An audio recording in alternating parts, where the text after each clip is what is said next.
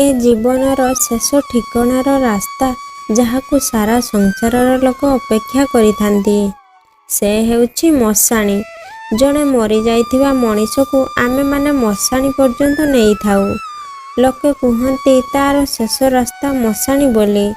ହେଲେ ନାଇଁ ଭାଇ, ସେ ଆମକୁ ଆମର ଶେଷ ରାସ୍ତା ଦେଖେଇ ଦେଇଥାଏ। ଯେଉଁଠି ରାଗ, ହିଂସା, ମାନ, ଅଭିମାନ ସବୁ ଜଳିପୋଡ଼ି ଧ୍ୱଂସ ହୋଇଯାଇଥାଏ।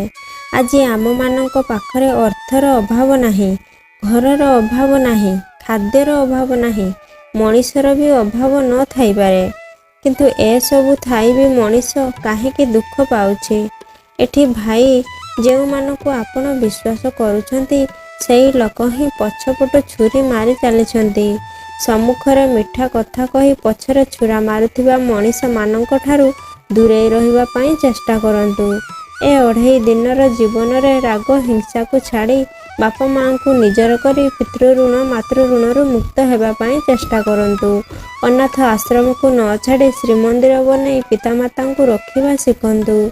ଜୀବନର ମୁଖ୍ୟ ଗତି ବାପା ମାଆଙ୍କ ଚରଣରେ।